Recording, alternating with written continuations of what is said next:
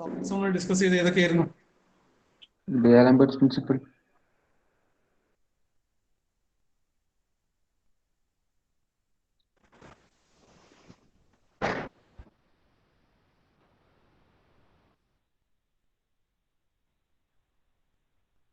കേൾക്കുന്നില്ലേ?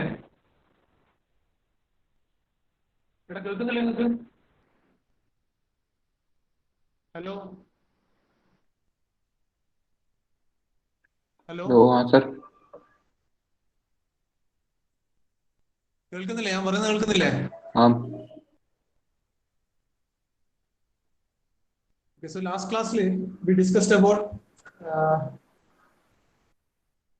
first sections of dynamic force analysis. ആ dynamic force analysis നമ്മൾ ആദ്യം പഠിച്ചത് ഡി എലംബർട്ട്സ് പ്രിൻസിപ്പിളിനെ പറ്റിയാണ്. D Alembert's principle basically dynamic force analysis നമ്മൾ യൂസ് ചെയ്യുന്നത് to convert the dynamic case into a static case and then solve for the forces and torques using the principles that we have been studying in static force analysis. Now, after D'Alembert's principle, we got into equivalent offset inertia force. Equivalent offset inertia force, and then it was basically finding out or collecting the effect of both a torque and a force being acting upon a link and converting it into a single effect, a single linear force in effect like in a matter. So the Martinite equivalent offset inertia force, we have studied an equation, and the equation was the offset distance. The offset distance in the equation number the offset distance. That was h was equal to what? K square alpha divided by fg. K square alpha divided by fg. And k square and then k was radius of gyration.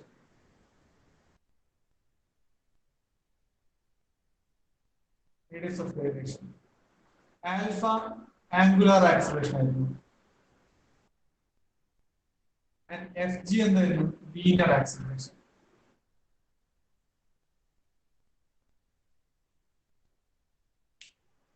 This was the equation related to equivalent offset inertia force. Equivalent offset inertia force പറഞ്ഞ ഇത്രയേ ഉള്ളൂ. ഒരു force and a torque if it is being acting upon a link. അതാണ് basically dynamic case. All the external forces and applied forces ഉണ്ടാവും, torques ഉണ്ടാവും. And according to the motion, we will have inertia force and inertia couples. So the effect of both the inertia force and inertia couple or the applied force and applied torque can be combinedly converted into the effect that's occurring only due to the action of a single linear force by offsetting that particular force by a certain distance, which is equal to h is equal to k square alpha by fg. കേൾക്കുന്നുണ്ടോ ഞാൻ പറയുന്നത്? Yes, sir. Okay, we'll do one thing.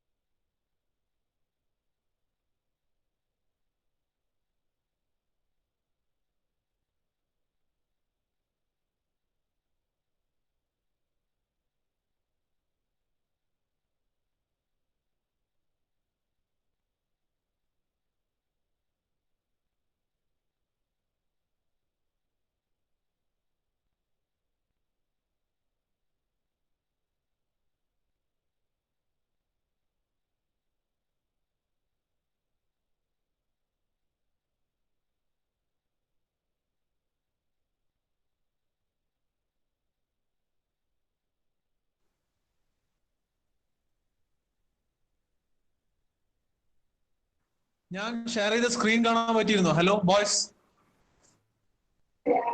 ഇല്ല sir, sir left നിന്നിട്ടാണ്ട.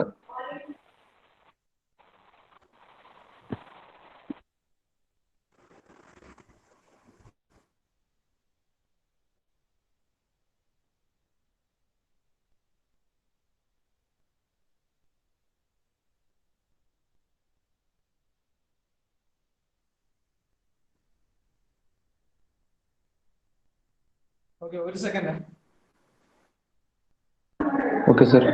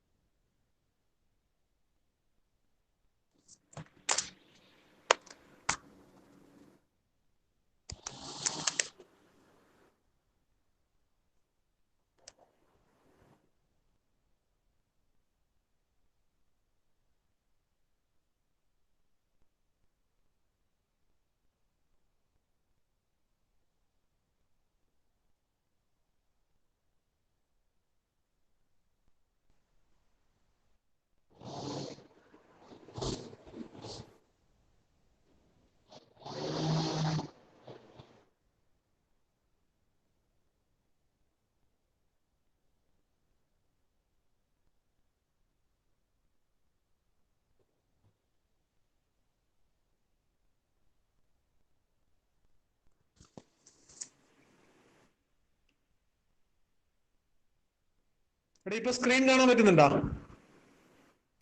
ആ sir. Screen കാണാൻ പറ്റുന്നുണ്ടെങ്കിൽ ഈ question ഒന്ന് not ചെയ്ത് നോക്ക്. സർ ഒന്ന് റൊട്ടേറ്റ് ചെയ്യോ അത്?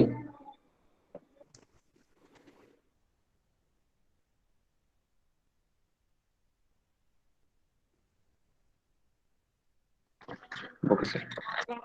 ഇപ്പൊ കാണുന്നുണ്ടോ?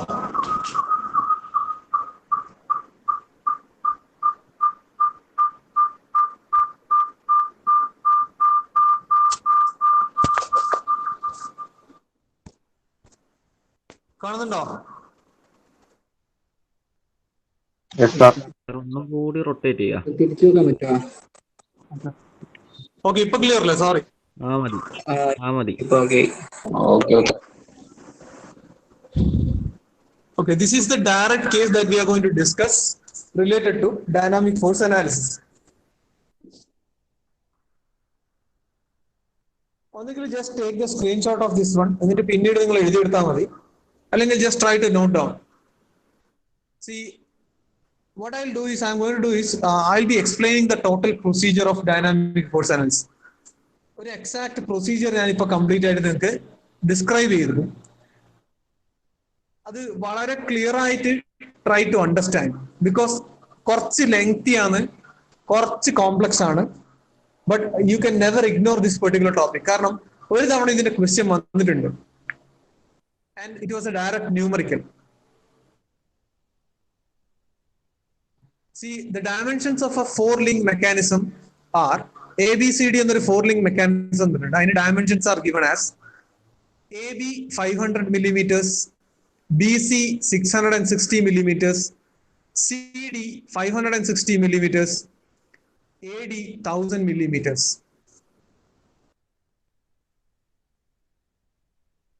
The link AB has an angular velocity of 10.5 radians per second in the counterclockwise direction and an angular retardation of 26 radians per second square at the instant when it makes an angle of 60 degree with AD, the fixed link.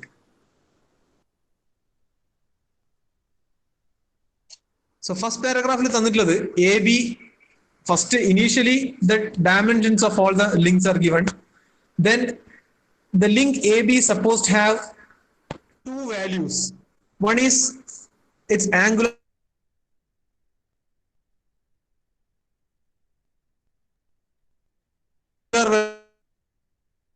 velocity value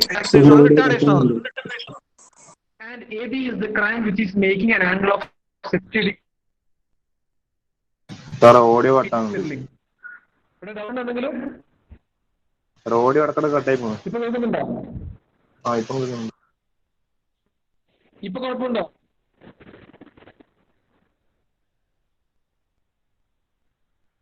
ഇപ്പൊ കുഴപ്പമുണ്ടോ?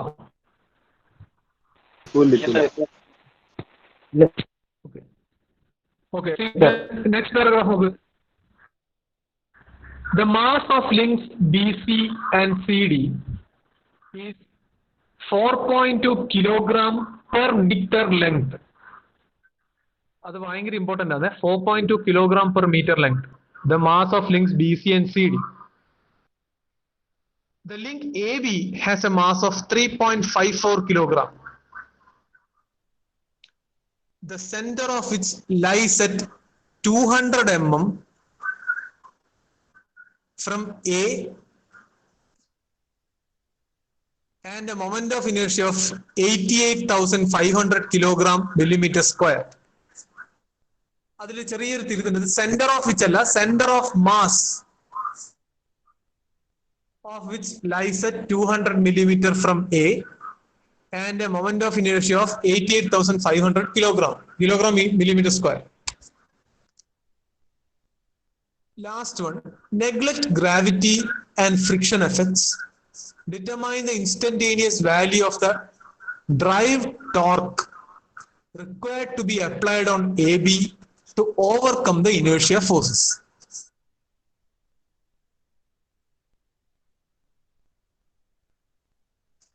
Question എഴുതിയെടുത്തോ എല്ലാവരും?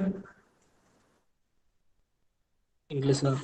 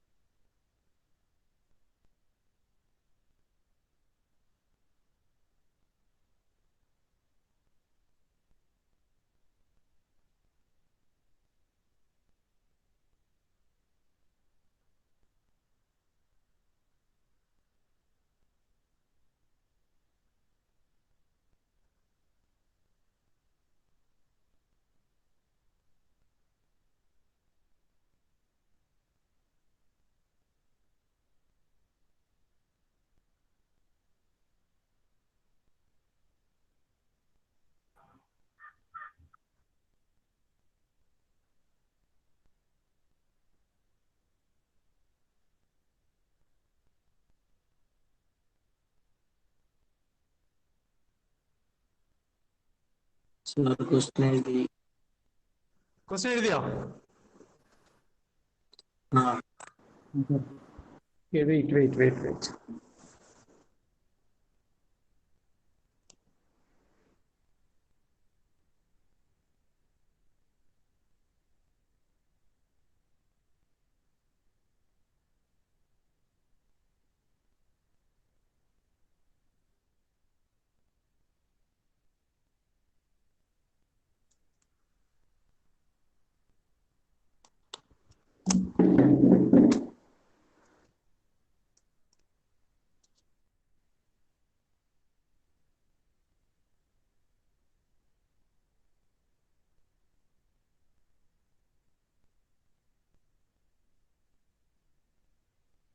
Okay, board കാണുന്നില്ലേ? Board കാണുന്നില്ലേ? Sir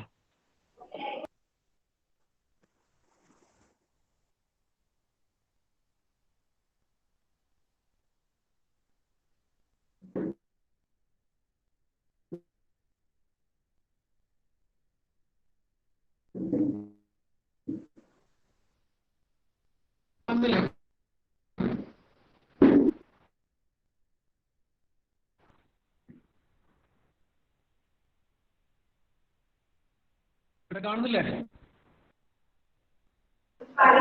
sir കുറച്ചേരം വരാം.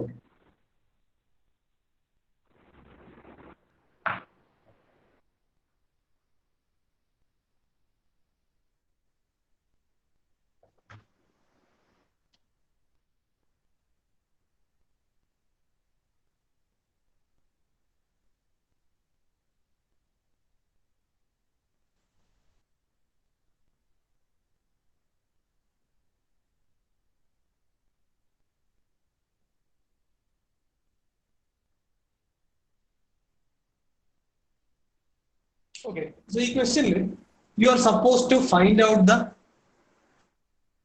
driving torque that is to be applied on AB so as to bring the system into equilibrium. Now, how do we understand that this is the case of a dynamic force analysis? Dynamic force analysis എന്ന് മനസ്സിലാക്കാനുള്ള ആദ്യത്തെ hint എന്ന് പറഞ്ഞാൽ the mass of all the links are given. Mass of links തന്നുകൊണ്ട് തന്നെ നമുക്ക് എന്ത് മനസ്സിലാക്കാം? Static force condition അല്ല. This is the case of dynamic force analysis. Clear ആണോ?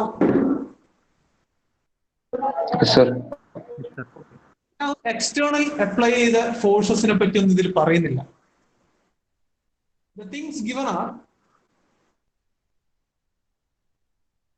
what are ഞാൻ ക്വസ്റ്റ്യൻ ഒന്ന് വായിക്കാം. Length of all the links are given. Then it is said that AB is having a particular value of angular velocity as well as retardation. Then mass of the links are given and moment of inertia of the link AB is also given. Okay. So, as I said earlier, since the mass of links are given, we have to take this as the case of dynamic force analysis. കാരണം അതിനു വേണ്ടിയിട്ടാണ് clear ആയിട്ട് masses തന്നിട്ടുള്ളത്. ഇനി ഇതിന്റെ കൂടെ additional ആയിട്ട് the center of mass of link AB is given. A എന്ന് പറഞ്ഞ പോയിന്റ് 200 mm ലാണ് center of mass ഉള്ളത് നോക്കുന്നത്. Since we are supposed to do the dynamic force analysis, ആദ്യം മനസ്സിലാക്കേണ്ടത് ഡൈനാമിക് ഫോഴ്സ് അനാലിസിസിൽ എപ്പോഴും വരുന്ന കാര്യങ്ങൾ ഇതിൽ റൊട്ടേറ്റ് AB എന്ന് പറഞ്ഞാൽ റൊട്ടേറ്റിംഗ് ലിങ്ക് ആണ്, ബാക്കിയെല്ലാം ഫ്ലോട്ടിംഗ് ലിങ്ക്, മറ്റേതും rotating link. So dynamic force analysis ആയതുകൊണ്ട് തന്നെ ഇവിടെ രണ്ട് കാര്യങ്ങൾ ആദ്യമേ മനസ്സിലാക്കുക. There will be inertia forces, inertia couples. ഇത് രണ്ടും എന്താണെന്ന് നമ്മൾ ഈ കേസിൽ കണ്ടുപിടിക്കോ മനസ്സിലാക്കോ വേണം. ഇത് രണ്ടും ഉണ്ടാവുന്നുള്ള ആദ്യം മനസ്സിലാക്കാം. And in the case of inertia forces എപ്പോഴും ആക്ട് ചെയ്യുന്നത് ഒരു ബോഡിയുടെ സെന്റർ ഓഫ് മാസിലൂടെ ആയിരിക്കും. സോ എ ബി എന്ന ലിങ്കിന്റെ centre of mass is given. ക്വസ്റ്റ്യനിൽ 200 mm from A തന്നിട്ട് അതിന്റെ സെന്റർ ഓഫ് മാസ് വന്നിട്ടുണ്ട്. But for the links BC and CD, nothing is mentioned. So, if the center of mass of any particular body is not mentioned, നമ്മൾ എടുക്കേണ്ടത് അത് exact ആയിട്ട് ഇതിന്റെ mid പോയിന്റിലായിരിക്കും ഉണ്ടാവുക എന്നുള്ള assumption ആണ് എടുക്കേണ്ടത്. So, center of mass of BC will be G3 at the midpoint of BC and this one G4. Okay, 2, 3, 4 in the suffix വരാൻ കാരണം this is second link, this is third link and this is fourth link. So ആദ്യം മനസ്സിലാക്കുക inertia forces ഉണ്ടാവും. ഇത് എപ്പോഴും centre of മാസിലൂടെയാണ് act ചെയ്യുക. So centre of mass we will have to definitely locate and as well as inertia couples with respect to the centre of mass ആയിരിക്കും അത് act ചെയ്യുന്നത്. മനസ്സിലായോ? ഈ പറഞ്ഞ പോയിന്റ് മനസ്സിലായോ? Okay, center of mass തന്നില്ലെങ്കിൽ നമ്മൾ എന്ത് ചെയ്യും? We'll assume it to be at the exact middle of that particular link. Okay. Okay, sir. Yes, sir. Okay, good. Now, inertia forces എന്തായിരുന്നു?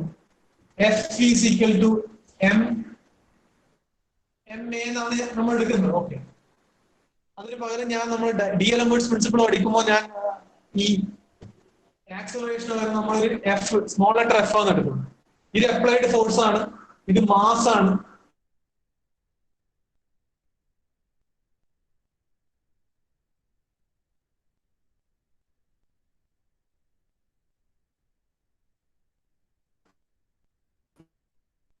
ഇത്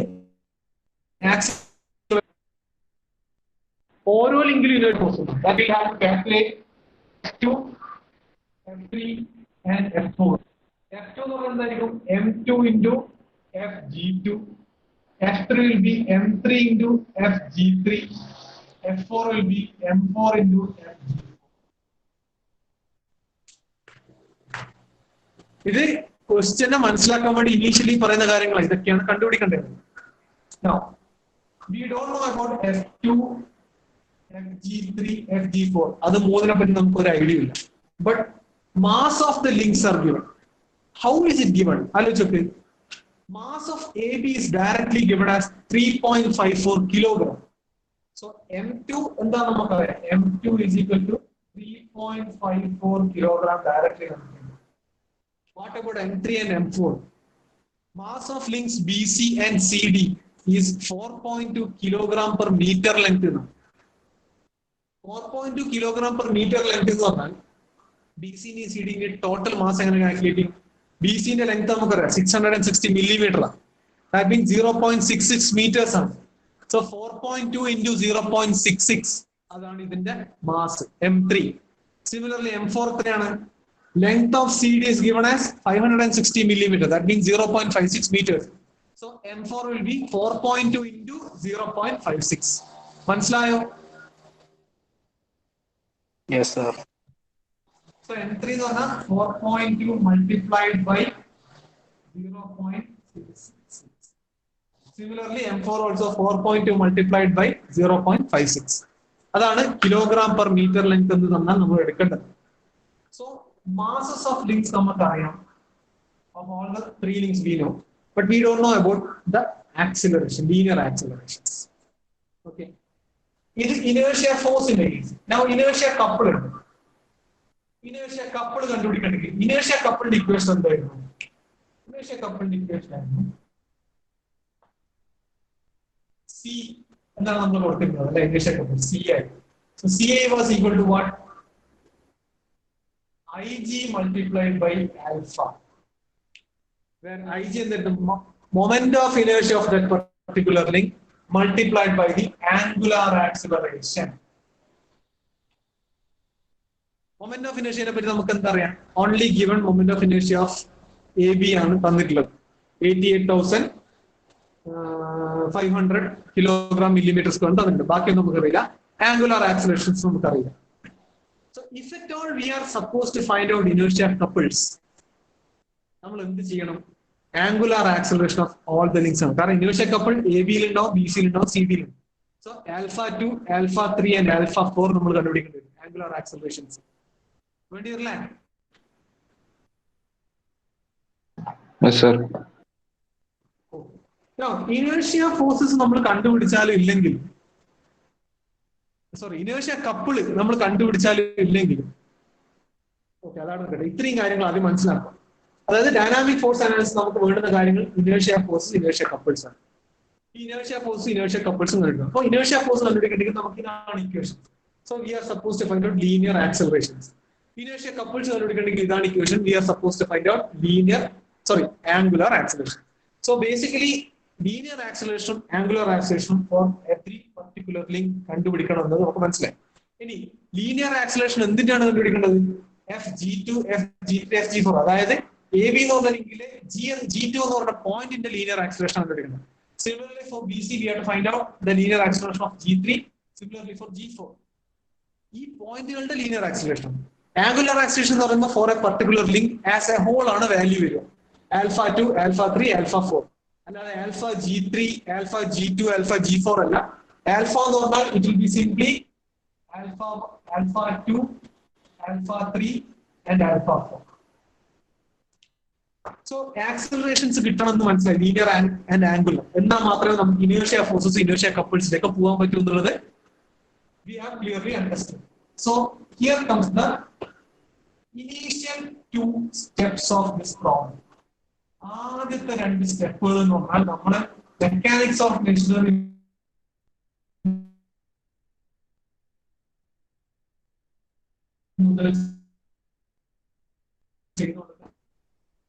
കോൺഫിഗറേഷൻ കോൺഫിഗറേഷൻ റേഞ്ച് കട്ട് കുറച്ചും കൂടി accurate ആയിട്ട് എല്ലാ സ്റ്റേജിലും എന്റെ കോൺഫിഗറേഷൻ ഡയഗ്രത്തിന്റെ ആവശ്യം വരും. So step 1, drawing the configuration diagram. Step 2, drawing the velocity diagram and acceleration diagram. ഈ രണ്ട് കാര്യങ്ങളില്ലാതെ നമുക്ക് മുന്നോട്ട് പോകാൻ പറ്റില്ല. These are the first 2 steps. മനസ്സിലാവുന്നുണ്ടോ പറയുന്നത്? സർ ഓഡിയോ എടുത്ത് കേട്ടാണോ? ഇപ്പൊ ഉണ്ടോ? ഇപ്പൊ ഇല്ല, തൊട്ട് മുന്നേ ഉണ്ടായിരുന്നു. ഇല്ല. പറഞ്ഞുകൊടുക്കുന്നത് സ്റ്റെപ്സ് ആണ്. അതിൽ first step drawing configuration diagram, second step drawing the velocity and acceleration diagram. എന്തിനാണ് നമ്മൾ വെലോസിറ്റി ഡയഗ്രം വരക്കുന്നത്? ആക്സിലറേഷൻ ഡയഗ്രത്തിലേക്ക് എത്താൻ. ആക്സിലറേഷൻ ഡയഗ്രം എന്തിനാ? We are supposed to find out linear accelerations and angular accelerations. Clear?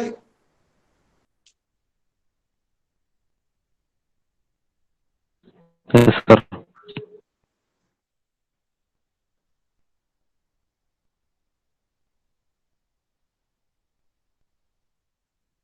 ഇനി velocity acceleration diagrams വരക്കുന്ന എങ്ങനെ നിങ്ങൾക്ക് അറിയാം. നമ്മൾ കഴിഞ്ഞ സെമിസ്റ്റർ മുതൽ പഠിക്കുന്നത്. അതിനെപ്പറ്റി ഞാൻ എക്സ്പ്ലെയിൻ ചെയ്യുന്നില്ല. മനസ്സിലാക്കണമെന്നുണ്ട് കാര്യങ്ങൾ ഞാൻ പറയാം. So AC, the velocity, v value is given as velocity in the direction. AC is having an angular velocity of what? 10.5 radians per second, and the direction of angular acceleration is given as what? Anti-clockwise velocity. But അതേ AC-ക്ക് എന്താ ഒരു retardation value കൊടുക്കുന്നുണ്ട്. Retardation എന്ന് പറഞ്ഞാൽ opposite of acceleration. അതായത് velocity ഇങ്ങനെ ഈ ലിങ്കിന് ഇങ്ങോട്ടേക്ക് കൊണ്ടുവന്നത്, റിട്ടാർഡേഷൻ എന്ന് പറഞ്ഞാൽ അതിങ്ങോട്ട് തിരിച്ച് പിടിച്ച്, അതായത് ഈ വെലോസിറ്റി ഈ പോകുന്ന സ്പീഡിനെ കുറക്കാനാണ് നോക്കുന്നത്. സോ റിട്ടാർഡേഷന്റെ വാല്യൂ അതിന് നമ്മൾ ആൽഫയായിട്ട് തന്നെ കാണിക്കാം. ഫോർ AC ഓപ്പോസിറ്റ് ഡയറക്ഷൻ ആലോചിക്കുക. അത് പറഞ്ഞിട്ടില്ലെങ്കിൽ നമ്മൾ എടുക്കേണ്ടത് അങ്ങനെയാണ്. കാരണം angular acceleration counter clockwise ആണെങ്കിൽ അതേ ലിങ്കിൽ റിട്ടാർഡേഷൻ ഉണ്ടെങ്കിൽ that retardation direction will be opposite to that of the angular velocity direction. അത് മനസ്സിലാക്കും. ഇനി ഇതിന്റെ വെലോസിറ്റി ഡയഗ്രം വരക്കുന്ന എങ്ങനെയാണ് നമ്മൾ ആദ്യം മുതലേ നമ്മൾ മനസ്സിലാക്കിയുള്ള കാര്യമാണ്. സ്റ്റാർട്ട് വിത്ത്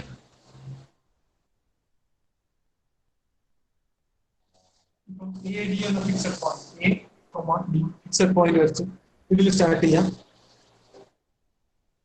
ഇനി ആ ലിങ്ക് ഏകദേശം ഇതാണെന്ന് നിങ്ങളൊന്ന് മനസ്സിലാക്കുക. അത് കറക്റ്റ് കോൺഫിഗറേഷൻ ആയതിൽ വരക്കണം. ഞാൻ ജസ്റ്റ് സ്റ്റെപ്സ് ആണ് എക്സ്പ്ലെയിൻ ചെയ്തത്. സോ സിൻസ് ഫസ്റ്റ് ഇതിന്റെ ആംഗുലാർ വെലോസിറ്റി ഡയറക്ഷൻ അങ്ങോട്ട് ക്ലോക്ക് വൈസ് ആയതുകൊണ്ട് AB എന്ന് പറഞ്ഞ ലിങ്കിന് പെർപെൻഡിക്കുലർ ആയിട്ട് ഫസ്റ്റ് വെലോസിറ്റി ഇങ്ങനെ ഡയറക്ഷൻ ഇങ്ങോട്ടാണ്. This is perpendicular AB. ഇനി എങ്ങനെ ഈ ഡിസ്റ്റൻസ് എടുക്കുക എന്നുള്ളതെല്ലാം നമുക്കറിയാം. വെലോസിറ്റി ആദ്യം സ്കെയിൽ ചെയ്യണം, ലീനിയർ വെലോസിറ്റി കണ്ടുപിടിക്കണം, അതിന് കറസ്പോണ്ടിങ് ആയിട്ട് സ്കെയിൽ ചെയ്യണം. Angular 10.5 multiplied by length of the link AB you give you the first linear velocity scale ചെയ്യാൻ വരക്കുക. അടുത്തത് ചെയ്യാം BC ആണ്. BC ക്ക് പെർപെൻഡിക്കുലർ ആണ്. ആ പെർപെൻഡിക്കുലർ ഇങ്ങനെ വരച്ചു വെക്കും. CD ആണ്. CD ക്ക് പെർപെൻഡിക്കുലർ ഇങ്ങനെയാണ്. ആ CD ക്ക് പെർപെൻഡിക്കുലർ ഇങ്ങോട്ട് കിട്ടും. ഇങ്ങോട്ടോ അങ്ങോട്ടോ നമുക്ക് എടുക്കാം. So the point C ഇവിടെ ഉണ്ടാവും. So this is value of velocity of C with respect to D. This is value of velocity of C or D with respect to B. C ന്റെ value with respect to B അല്ലെങ്കിൽ B ന്റെ value with respect to C ആണ് ഇത് കാണിക്കുന്നത്. മനസ്സിലാവുന്നുണ്ടോ? Clear ആണോ? ആ sir. Clear? Sir ഒന്നുകൂടി പറയാമോ? ഇത് വെലോസിറ്റി ഡയഗ്രാം ആണ്. വെലോസിറ്റി ഡയഗ്രാം ഞാൻ എന്തെങ്കിലും എക്സ്പ്ലെയിൻ ചെയ്യാനുള്ളത് ഓരോ ലിങ്കിനും പെർപെൻഡിക്കുലർ ആയിട്ട് BC ക്ക് AB ക്ക് പെർപെൻഡിക്കുലർ, BC ക്ക് പെർപെൻഡിക്കുലർ, ഇതിന് പെർപെൻഡിക്കുലർ. വെലോസിറ്റി ഡയഗ്രാം വരച്ചത് AD എന്ന് പറഞ്ഞ പോയിന്റ് സ്റ്റാർട്ട് ചെയ്യാം. അതിന്റെ ഇങ്ങോട്ട് ഈ പെർപെൻഡിക്കുലർ ആയിട്ട് ഇത് വരക്കുക, പിന്നെ ഈ പെർപെൻഡിക്കുലർ ആയിട്ട് ഇത് വരക്കുക, ഈ പെർപെൻഡിക്കുലർ ഇത് വരക്കുക. ഇതുകൊണ്ട് ഇന്റർസെക്ട് ചെയ്യുമ്പോൾ you will obtain C. Velocity diagram അറിയില്ല. Sir okay okay. അല്ല അത് ഓഡിയോ ഇടക്ക് കട്ടാകുന്നോണ്ടുള്ള കൺഫ്യൂഷൻ ആണ്. വെലോസിറ്റി ഡയഗ്രത്തിന്റെ വാല്യൂ ഞാൻ ചെയ്തത് കിട്ടിയത് ഇത് 5.25 മീറ്റർ പെർ സെക്കൻഡ് ആയിട്ടാണ് കിട്ടിയത്. അതായത് വെലോസിറ്റി ഓഫ് അത് നമുക്ക് കണ്ടുപിടിക്കാം.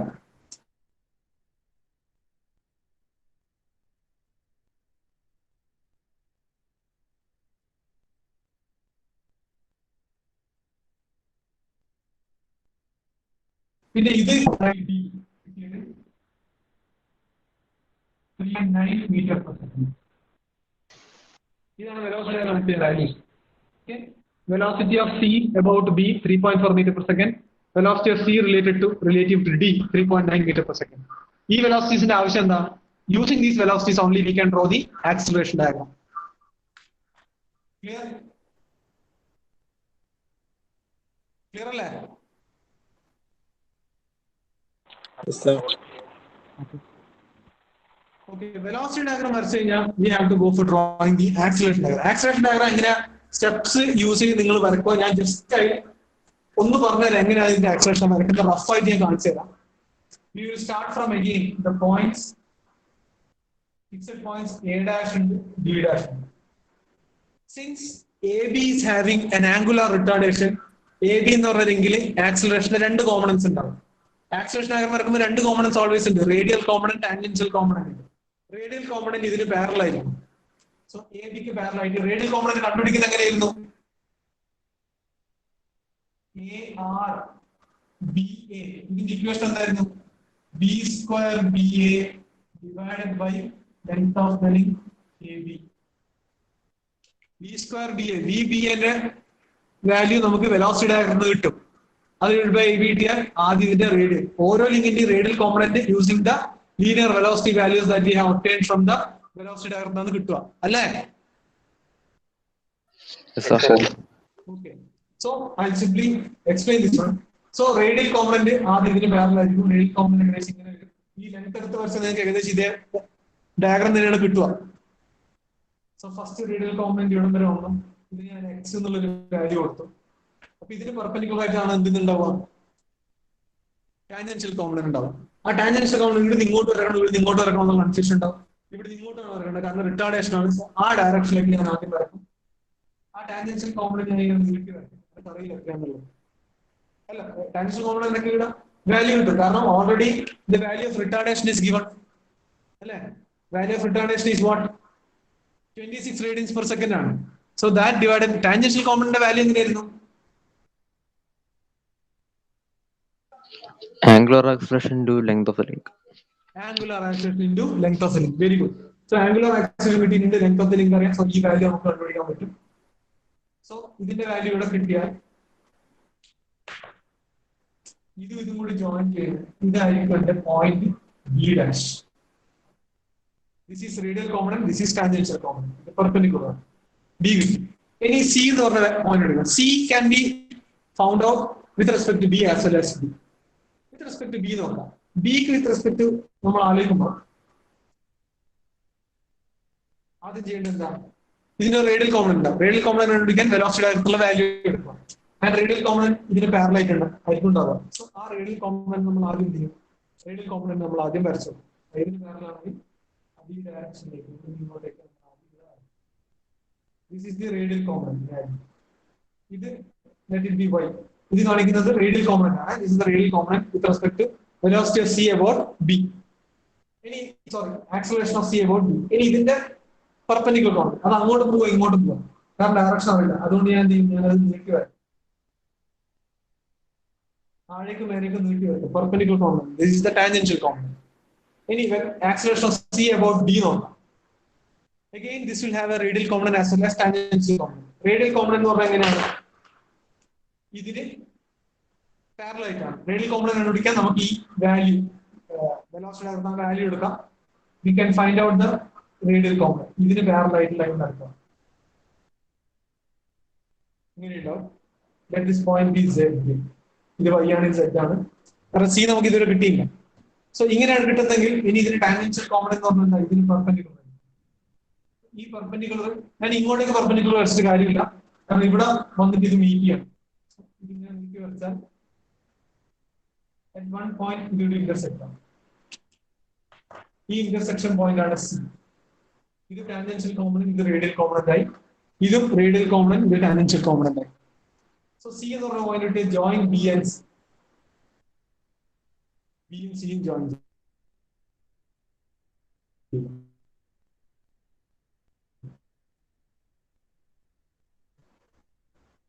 C and B. Selection ആകും. ഇത് എങ്ങനെയാണുള്ളത്?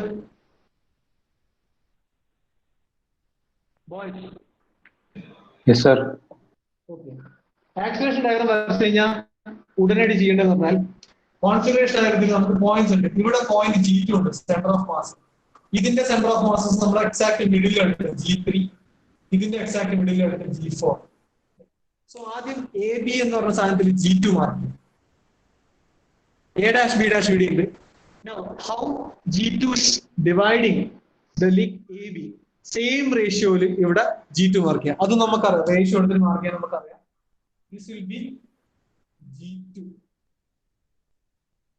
ഇനി G3 എവിടെയെന്ന് പറഞ്ഞാൽ BCയുടെ എക്സാക്ട് നടുവിൽ. അപ്പൊ ഇവിടെ G3 ആണ്. Where will be G4? CD-ന്റെ എക്സാക്ട് നടുവിൽ. ഇവിടെ G4. സോ ഇത് ആക്സിലറേഷൻ ഡയഗ്രം ആണ്. നമ്മൾ ആദ്യം പറയുന്ന ഇനേർഷ്യ ഫോഴ്സസ് കണ്ടുപിടിക്കണമെങ്കിൽ linear accelerations of all the centre of masses ആണ്. ആക്സിലറേഷൻ ഡയഗ്രത്തിൽ സെന്റർ ഓഫ് മാസസ് ഞാൻ മാർക്ക് ചെയ്തു. സോ ലീനിയർ ആക്സിലറേഷന്റെ വാല്യൂ എന്ന് പറഞ്ഞാൽ എന്താ? ഈ ഫിക്സഡ് പോയിന്റ്സ് A' B' ആയിട്ട് ജോയിൻ ചെയ്യുന്ന ഇതിലേക്കുള്ള ലെങ്ത് ആണ് ലീനിയർ ആക്സിലറേഷന്റെ വാല്യൂ എന്ന് പറഞ്ഞാൽ. സോ അതിന്റെ ഡയറക്ഷൻ എന്ന് പറഞ്ഞാൽ എന്താ? ഇവിടുന്ന് A-ന്ന് G2ലേക്കുള്ള ഡയറക്ഷൻ ഇതാണ്, A-ന്ന് G4ലേക്കുള്ള ഡയറക്ഷൻ ഇതാണ്. Similarly, if you join A with the G3 and the direction is this one. So, ഈ ആക്സിലറേഷൻ ഡയഗ്രത്തിന് ലീനിയർ ആക്സിലറേഷൻസിന്റെ വാല്യൂ കണ്ടുപിടിക്കണം. ആക്സിലറേഷൻ ഡയഗ്രം വരക്കാൻ നമ്മൾ സ്കെയിൽ ചെയ്തിട്ടുണ്ടോ? ആ സ്കെയിലിൽ റീസ്കെയിൽ ചെയ്യേണ്ടി വരും. That means the value of linear accelerations FG2 will be nothing but magnitude എന്ന് പറഞ്ഞാൽ എന്താണ്? ഇതിന്റെ മാഗ്നിറ്റ്യൂഡ് എന്ന് പറഞ്ഞാൽ ലെങ്ത് ഓഫ് A' G2 ആണ്. കാരണം ഇത് ആക്സിലറേഷൻ ഡയഗ്രം ആണ്. G2, G3, G4 അതിന്റെ മേലെ നമ്മൾ മാർക്ക് ചെയ്ത് സെന്റർ ഓഫ് മാസസ് ആണ്. സോ ഇത് റീസ്കെയിൽ ചെയ്താൽ AG ഞാൻ സ്കെയിലിൽ മെഷർ ചെയ്തിട്ട് A' മെഷർ ചെയ്തിട്ട് അത് റീസ്കെയിൽ ചെയ്താൽ I get the magnitude of linear acceleration. Similarly linear acceleration value of FG3 എന്ന് പറഞ്ഞാൽ എന്താണ്? Magnitude distance of A' G3 ആണ്. Similarly, the linear acceleration value of FG4 is nothing but distance of A' G4. ഇത് മനസ്സിലായിനോ?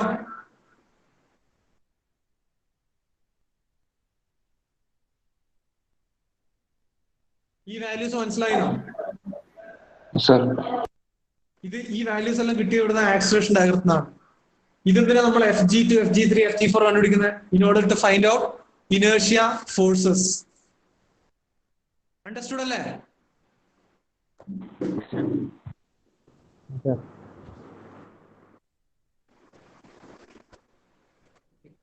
I think നിങ്ങളെ time ഇന്നത്തെ കഴിഞ്ഞു തോന്നുന്നല്ലേ? Yes sir. ഞാൻ ഒന്ന് അറ്റൻഡൻസ് എടുക്കട്ടെ. ഇതുവരെയുള്ള പോയിന്റ്സ് ഒന്ന് നന്നായി ശ്രദ്ധിച്ചു വെക്കുക. ആൻഡ് നാളെ ക്ലാസ് വരുന്നതിനും എന്ത് ചെയ്യണം എന്ന് പറഞ്ഞാൽ ഈ ക്വസ്റ്റ്യന്റെ velocity and acceleration, configuration diagram, velocity diagram, acceleration diagram വരക്കുക. എന്നിട്ട് വെലോസിറ്റി ഡയഗ്രം ഈ വാല്യൂസ് കണ്ടുപിടിക്കുക, വാല്യൂസ് യൂസ് ചെയ്ത് ആക്സിലറേഷൻ ഡയഗ്രം വരക്കുക. ഇതിന്റെ മെത്തേഡ് ഇതാണ്. ആക്സിലറേഷൻ ഡയഗ്രം വരച്ചതിന് ശേഷം അതിന്റെ മേലെ G2, G3, G4 points not ചെയ്യുക. അതിനുശേഷം ഈ വാല്യൂസ് വരെ ഫൈൻഡ് ഔട്ട് ചെയ്ത് വെക്കുക. അണ്ടർസ്റ്റുഡ്?